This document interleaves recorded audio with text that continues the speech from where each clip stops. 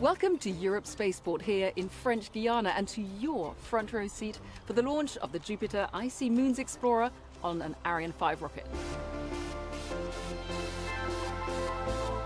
Our rocket is here on the launch pad with the JUICE spacecraft on top, ready to begin its journey. Over the next couple of hours, we will bring you live coverage of launch operations directly from here, the Jupiter Control Center. And from here, ESA's mission control at the European Space Operations Center in Germany. So this is where we're getting the first signals from the spacecraft after launch and confirmation that the solar panels have deployed. We'll be discussing exactly what makes this spacecraft so special. I'm Matt Russell. I'm Bruno Souza. I'm Raphael Chevrier. And I'm Lisa Peterson, and welcome to flight VA260 on the first leg of JUICE's journey into space.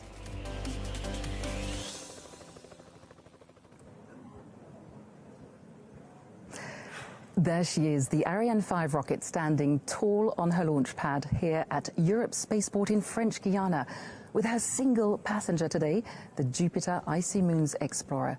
JUICE safe and sound under the fairing, ready for liftoff in just under half an hour. I'm here in the Jupiter Mission Control Center, and we are some 12 kilometers away from the launch pad. And here, on the other side of this protective wall, which we call the fishbowl here in Jupiter, you can see the operational teams hard at work getting ready with the last preparations for today's launch. Opposite me here, we have partners, VIPs and guests, all waiting for liftoff, comfortably seated. And they are among the happy, well, the very lucky few who will get to see the liftoff with their own eyes. They'll feel it as well from the terraces on either side here of Jupiter. And I'm very happy to welcome Stéphane Israël, CEO of Arianespace.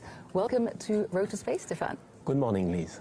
So you're here to give us an update on the situation, but first of all, a very, very special mission today with an outstanding passenger under the fairing of Ariane 5. For sure, JUICE is an outstanding mission. I mean, this mission has involved more than 21 partners around ESA and Airbus Defence and Space. And so today is a very important day for us because this mission is a unique mission towards Jupiter. It is the start of an 8-year journey. And is this type of mission a particular challenge for your teams here? So this is a 30th scientific mission Arianespace is going to deliver for ESA, and the most recent one have been James Webb and before Bepi Colombo, so we know how to deliver them. But it is an escape orbit, so it means that after 27 minutes of flight, we will have given to the JUICE a speed of more than 10 kilometers per second to allow JUICE to escape from the Earth attraction. So this is what we are going to deliver today. And what's the situation looking like at the moment? I can see everything is green on the status board. Yes, so everything is green, and so to lift off, you need 3 parameters to remain green up to the very end. The launcher should be ready, and up to now the launcher is ready. JUICE should be ready, and up to now JUICE is ready. And the final parameter, which is very important, is the weather. And we will make 2 last checks for the weather, 20 minutes before the launch and 10 minutes before the launch, and we will see what will be the situation at this moment. Thank you so much, Stéphane. I'm going to let you get back into the fishbowl where you're heading up the flight desk, and we'll speak to you right after separation. Thank you so much. Thank you, Liz. So, of course, launch operations are underway here, final preparations, but some 7,500 kilometers away, over the Atlantic, in Darmstadt, Germany, at the European Space Agency's mission control. The operational teams that are going to take over control of the spacecraft once it's separated from the mothership are on standby. And we're going to go straight over to Darmstadt and hear how things are going over there. Over to you, Matt. Thank you, Lisa, and hello to our watchers. Welcome to ESOC, the European Space Operations Centre facility here in Darmstadt, Germany, in the heart of the Mission Control Centre of Operations. My name is Matt Russell, and I'll be your host for this second half of this really special JUICE broadcast. And behind the glass here, we have our resident expert, Bruno Sousa, who is a Deputy Flight Director for JUICE. Hello, Bruno. Can you give us an update of what's exactly happening now in the mission control? Thanks, Matt. Everybody's getting goosebumps over here. Just a few minutes ago, Flight Director Andrea Komatsu gave us a roll call, and I think we have footage of that, and we're going to show it to you right now. To all stations, this is Odi on the briefing loop for the roll call of the JUICE mission. Please reply to my call with your call sign and status go or no go. OM. OM. Go. SOM. SOM go. Data handling. Data handling go. AOCS. AOCS go. Platform. Platform go. Flight dynamics. Flight dynamics go. Project rep. Project rep go. Project support. Project support go. Softcode. Softcode go. Software support. Software support go. S-track. S-track go. Scheduling. Scheduling go. Thanks. This completes the roll call for JUICE. We are go for launch. So we're all ready for launch, just waiting for the rocket to get out of the launch pad. Back to you, Matt. As you can see, everything's ready for launch. Back over to you, Lisa, in Kourou. Very much, Matt. And it was great, actually, to see people whooping here as they heard that everything is ready to go. So we heard it from ESOC. Operational teams are ready over there. The spacecraft is ready here in Kourou. But what about JUICE? Well, I'm with Mihaela, and you're going to tell us from ESA, and you're going to tell us how is JUICE doing? Is JUICE ready? Morning, Lisa. Yes, JUICE is ready. As the project team, we are so ready. It has been years since we have been waiting for this moment, and we are all very excited. As we speak, my colleagues are a few kilometers away in LBC control room, and yesterday evening at 7:15 p.m., the satellite has been switched on, and together with the flight operators, we are closely monitoring it as we speak. It has been quite an intensive launch campaign, but we are in excellent spirits, and we are excited to watch JUICE starting its journey today towards Jupiter and its icy moons as planned. Fantastic. You say as planned because your role is schedule controller, huge responsibility. Does that mean you're in charge of making sure it takes off as planned? Part of my responsibility, yes. But when you speak about scheduling in the agency, it's not one person's job. Actually, it's a team exercise. And thus, the JUICE project team, we are so schedule-oriented. We have a strong planning mindset. And if you take a step back and you look at the impressive mission we are seeing today, you have 10 state-of-the-art instruments, you have an impressive spacecraft, you have the most large solar arrays ever flown for an interplanetary mission, 85 square meters. Then you translate all this information into milestones, you understand how much work it takes and how much excellence in project management. Mihaela, when we spoke earlier, you told me this is 8 years of your professional life. How are you feeling today in a nutshell? I'm so excited because, honestly, for me, JUICE is my entire career in the agency. I was shortly assigned to this mission when I joined, and I am exceptionally proud to be part of this team. And I want to say have a good launch to all my colleagues here on the spaceport, my colleagues watching now in ASTEC, my colleagues in ESOC, which are working, and my colleagues in ESAC. Have a great launch, everyone. We all worked hard for it, and we all deserve it. You absolutely do. Thank you so much for being with us, Mihaela.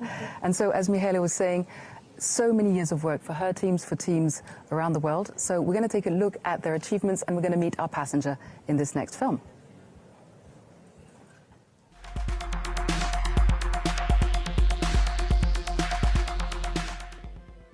Jupiter, the largest planet in the solar system, is a place that holds many secrets.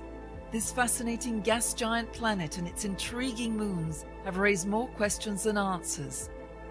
Today, these answers are in ESA's grasp, with the very first European mission to Jupiter, JUICE. Short for Jupiter Icy Moons Explorer, This spacecraft will explore Jupiter and 3 of its icy moons, Callisto, Europa, and in particular Ganymede. Developed and built by Airbus, JUICE's spacecraft is equipped with 10 top-of-the-line science instruments to explore the Jovian system and investigate whether some of its many environments may be suitable for the formation of life. This grand odyssey of exploration begins with the launch of JUICE on an Ariane 5 rocket from Europe's spaceport in Kourou, an historical mission aiming at solving key mysteries such as the possibility of life in the Jovian system, Ganymede's magnetic field, and last but not least, the formation of Jupiter and its moons. JUICE will also study Jupiter's complex weather, chemistry, and climate in detail. It's a very fantastic mission from the scientific point of view. Very broad science, very interdisciplinary science. We would like to see whether around Jupiter there are places where life could have started. To explore that, we need to find a place with internal energy and with liquid water. And inside the icy moons, we have good reason to believe that there is in fact more liquid water there inside the surface than on Earth. JUICE is expected to arrive at Jupiter in 2031 and will then make its Jupiter tour and moon's flybys before orbiting Ganymede. This will be the first time a spacecraft orbits any moon other than our own. During its journey, JUICE will face many dangers such as Jupiter's intense radiation belts or its large gravitational pull, but these dangers will be worth it for the science that JUICE will uncover. The gas giant will reveal some of its many secrets in 2032 when the first data will be available. Watch this space.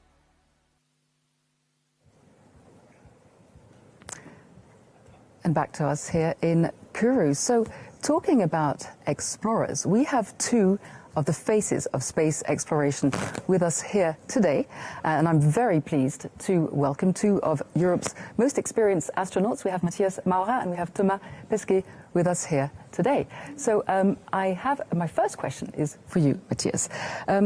It's all very well, sending JUICE out there, but when we go out there to space, send, spacecraft like JUICE, what does it bring us back here on Earth? I think at the beginning of everything is the human curiosity. We humans, we want to understand. When we fly to space, we want to understand and learn. It's also applicable in science and technology in general. And once we understand, we want to translate it into applications, see like how can we make our life on Earth easier, better, with the knowledge that we gained in space. And so all the stuff that we do in space, it directly feeds back into applications. Just looking at the huge solar panels of the probe, 85 square meters. It's like today, we are talking about green energy to have life on Earth more sustainable. Without solar panels developed for space and then spin off onto Earth applications, this transformation in energy for Earth applications would not be possible. And sometimes it takes longer, sometimes the application will come years after the science has been done. So thanks to Einstein's relativity theory, we have now the best navigation system in the world, the Galileo system, and everybody can use this with a mobile application in their hands. Thank you very much. So we're sending JUICE out on its journey today, but what about the upcoming destinations for human space exploration? Yes, so we humans, we can unfortunately not yet travel such large distances to Jupiter. So we fly to low Earth orbit, the International Space Station, and once this will end, we will continue with new, more modern platforms. But then we also continue exploration. We are part of the Artemis program. ESA is an essential partner of NASA with the European Service Module. So we will be flying to the moon. And Thomas and I and our colleagues from the astronaut corps, we are dreaming of flying the first Europeans to the moon, being among them, hopefully stepping also on the planet. And it shall be a continuous presence on the moon. And on moon we will learn a lot for technology that we spin back to Earth applications, but we will also learn for later on for missions to Mars. So talking about, going to the moon, I mean, Thomas, are you getting ready to take part in any of these missions that Matthias is telling us about? I think we are. I think ESA made the bold decision to send Europe onto this adventure, which was the right decision to make.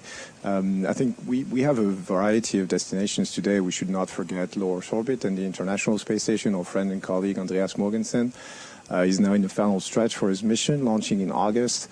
And then we'll have a rotation of mission missions to low Earth orbit. We have new colleagues who have just started at the European Astronaut Center, and we're glad to have them. There's going to be so many missions to fly in the future, and obviously the Artemis missions. Everybody's trying to, do their part. Everybody's trying to contribute what they've learned in space, what they've learned before, to go as a team, and that's what we're focusing on for the years to come. So I hear the two of you telling me that you're both able and ready to go. Do you see yourself taking off from Europe's spaceport here in French Guiana, Thomas? I think it'd be a dream, but it's more than a dream because we're having this conversation. We're working on this independent, access to space for humans from French Guiana. We have all the building blocks. We've had a reliable launcher, Ariane 5, Ariane 6 is going to follow suit. We've had the ATV, the transfer vehicle. We've had the CRV, the return vehicle. We have Space Rider. We have everything. We have all the building blocks. We just have to put them together. And for this, you need a vision. I think we have the vision. Now we need a mandate. But tomorrow, you can imagine, now that Europe is more mature, now that Europe is, growing on the scene, people feel more and more European, sometimes because of the crisis around us. But at least the result is we're being more united. And I think that would be a fantastic project to kind of inspire Europe and to channel the best that Europe has to offer and to make Europeans dream for generations to come. Gentlemen, thank you very much. Stay with us because we have Joseph Aschbacher. Joseph, thank you so much for joining us. You are ESA Director General. Well, a very simple question to you. I mean, we're talking here about, the capability of space explorations. Are you going to make this happen? Human space exploration, of course. It needs a lot of people to make this happen. But of course, my job as Director General of ESA is to make sure that the discussion takes place and that we have a discussion in Europe and preparing decisions in order to make this happen. In fact, we just received a report from a high-level advisory group called Revolution Space, and that really means a revolution for Europe in space to really engage, bring Europe one level higher in space exploration, literally, and make sure that Europe has all these capabilities which Thomas and Matthias have just described. So yes, we're doing everything to make it happen. But Lise, today we're here in front of the screens of JUICE. Let's talk about JUICE because that's such an exciting mission. Thank you so much, Joseph. Thank you, Thomas. Matthias, thank you very much for being with us. It was a pleasure. Thank you. So for those of you who are joining us, we are just under 12 minutes to liftoff.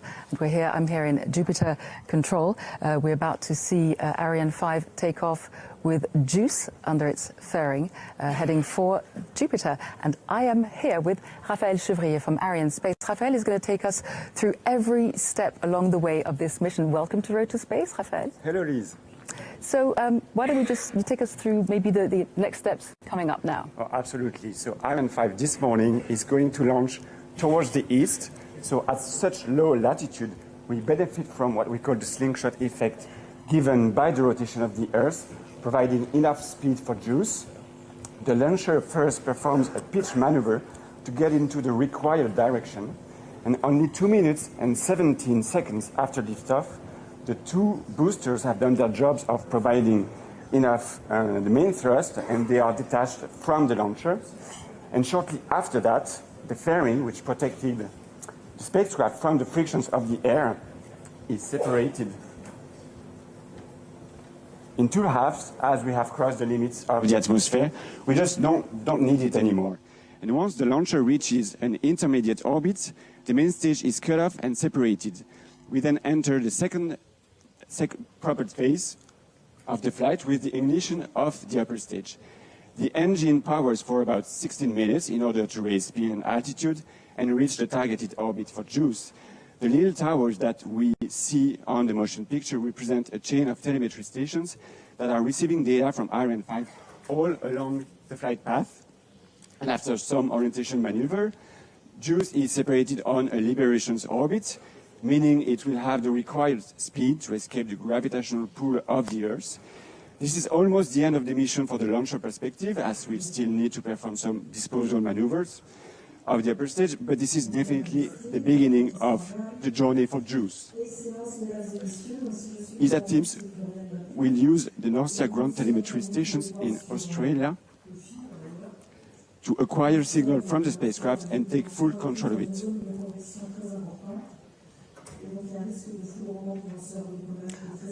I think I'll take over from here, Raphael, because I can actually hear... There's an announcement here. Yes, announcement here. We're bringing you this information live. I'll actually listen to what's being said in French and I'll come back to you and translate. It sounds like we're heading for... There is a risk of lightning right here. Yes, a weather. The weather is quite challenging. Right, it's been announced. So Marianne Claire has just announced that we're going to halt the launch operations for now, for today, due to weather conditions. But what does this mean, Raphael? So it means that we usually check whether it's the winds at high altitude, the winds in the vicinity of the launch pad, and also the risk of lightning. This is the latest criteria that is not suited for a launch today. Unfortunately, this is out of our control, but it also reminds you that we don't take any risk when it comes to launching a satellite into space. Absolutely. So as Raphael was saying, it has been announced that for today, the liftoff is going to be postponed. Of course, our passenger is safe and sound under the fairing, and we'll, of course, be bringing you all the information on a new date as soon as we get it. We have Stéphane Israel, who is going to come and make an announcement to us right now. Stéphane, welcome back. So yes, thanks. Faster than we had imagined. Yes. But it's beyond our control, right? Yes, for sure. You know, it's part of our business, Yeah. and what is important is when you lift off, you must make sure that all the parameters are green. Again, the launcher was okay, JUICE was okay, but the final checks made by CNES on the weather were not okay. You have two reasons not to lift off: high altitude winds or risk of lightning. Yeah. The high altitude winds were okay. There was a risk of lightning, so now you see a red on the screen. What is important is that the launcher and JUICE are in stable configuration and in full security. We will be back tomorrow morning, a few seconds before we aim at lifting off at 8:14 Washington time, 9:14 Guyana time tomorrow morning. Well, there we go. So Stéphane has actually given us the news here live. So the next date is tomorrow morning, and of course we're going to just bring that time forward by 1 minute. We were due to take off at 9:15. It's going to be 9:14, as you said. Exactly. So we will see you all tomorrow at more or less the same time, and we'll hope that the weather is going to be more clement tomorrow. A little bit of patience, and it will be okay tomorrow. Yes. Well, thank you very much, Stéphane, and be assured that JUICE is safe and sound under the fairing. It's just going to have to be a little more patient. Another 24 hours, let's hope. And that's it from us. Thank you, Stéphane.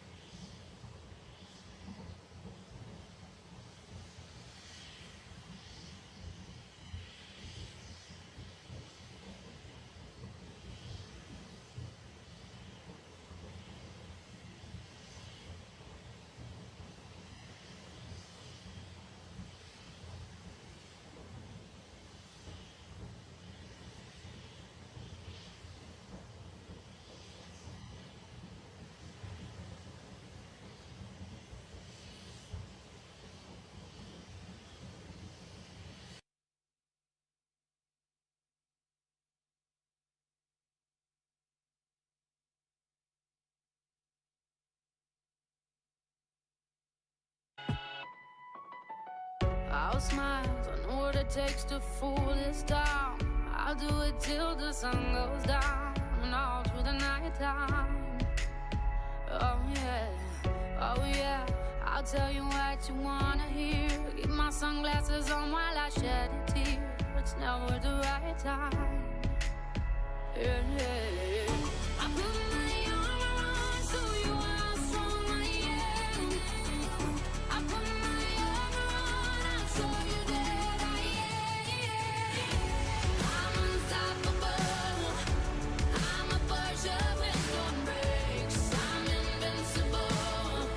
Yeah, I win every single game. I'm so powerful. I don't need batteries to play. I'm so confident.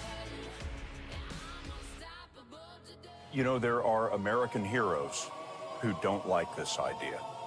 Neil Armstrong, Gene Cernan have both testified against commercial spaceflight and the way that you're developing it, and I wonder what you think of that. I was very sad to see that, because those guys are, yeah. You know, those guys are heroes of mine, so it's really tough.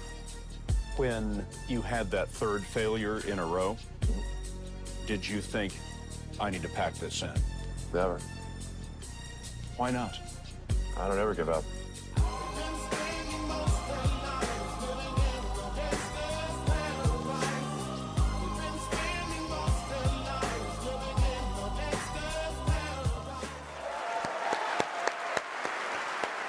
You know, I tell you something. Every time I see that clip, it chills me. Every single time. And I look at it a lot. So thank you very much for coming here. I know it's not convenient, it's not around the corner. I'm really appreciative. Absolutely. Thank you for having me. I was on a red-eye flight, so I'm a little slower than normal. Just I didn't get much sleep. So. You know, that's sort of my first question. Is that, so you're 51? Yeah. I'm no spring. I think I'm safely not a spring chicken anymore. Late summer chicken, perhaps? I'm 79. Yes, but you, I mean, you look great. So you're 51, and you do 16-hour days, and you work 7 hours a week, and you fly all over the place, and you go to these meetings constantly, and people constantly criticize you for everything. It's amazing to me. I mean, you're changing the world, and you're giving yourself. Why do you do this?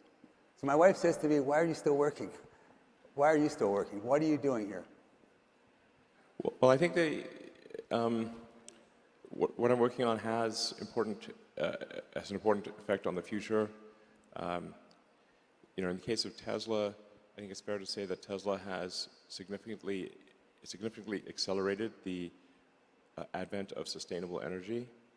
You know, before Tesla, no one was doing electric cars, and now, as a result of Tesla, I think almost every major car company in the world is building electric cars, and I think that's a pretty big deal.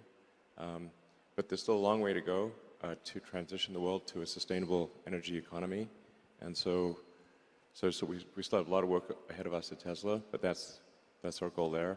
And then for SpaceX, I think it's important for the future to be exciting and for humanity's existence to be ensured over the long term. I think we must become a multi-planet species and a space-faring civilization. You know, I think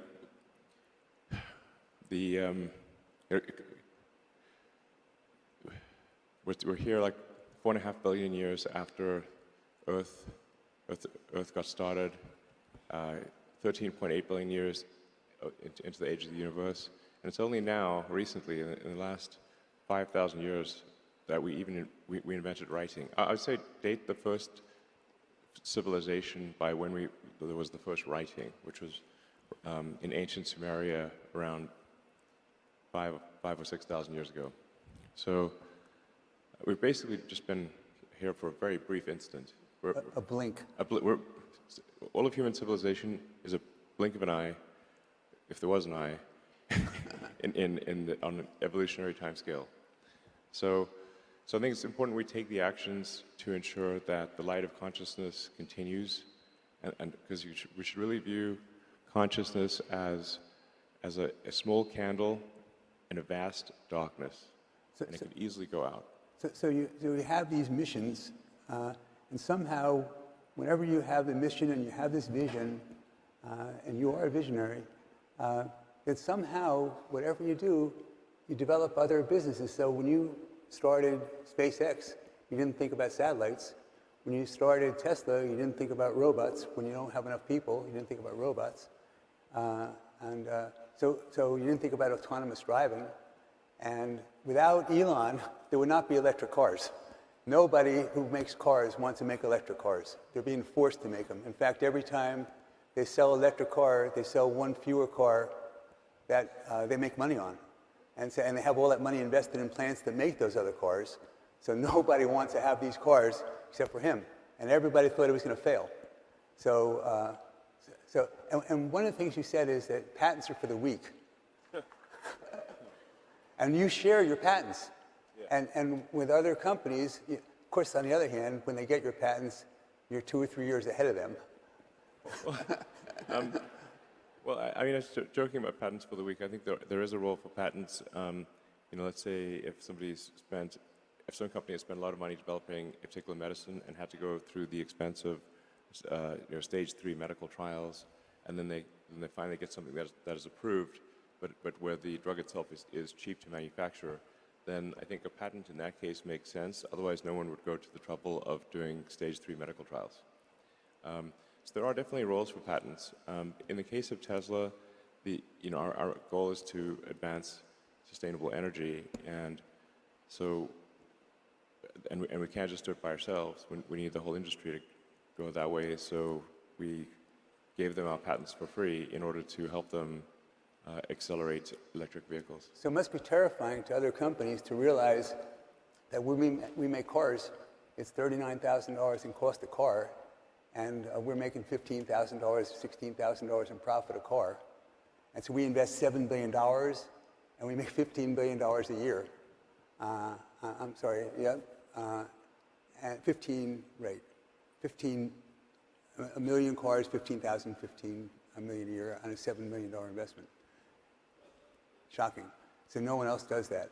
And when and here you're telling us how you want to make cars for $20,000 a piece. How do you do that? Well, we've not formally announced our next car program, so I can't talk too much about our upcoming vehicle program or programs that have not been announced, but we do expect to make cars that are more affordable than the current Model 3 or Model Y. So, and a big factor in this is,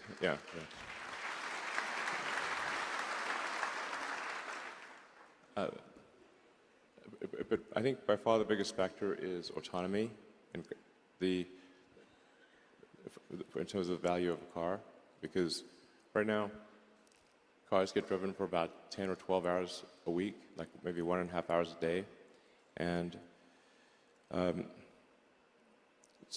but there's 168 hours in a week, and so if they were autonomous, the cars could drive for 50 or 60 hours, so you would see a 5-fold increase in the utility of the car that can do autonomy. This is a really, really gigantic thing. It would also mean that we wouldn't need anywhere near as many parking lots, and this would also be helpful for the environment because you would need far fewer cars.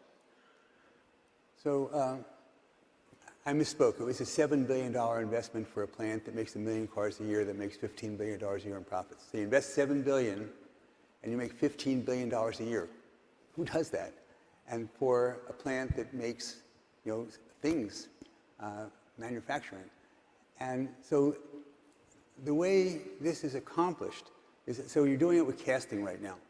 And casting half of the car, and you're going to soon cast the other half of the car. And other companies, why don't they try? Why don't they try to do what we're doing? In fact, one of the executives of another automobile company wanted me to introduce her to you, and you did that once at a meeting, and now she wants to come visit with her director of engineering at our plant in Austin.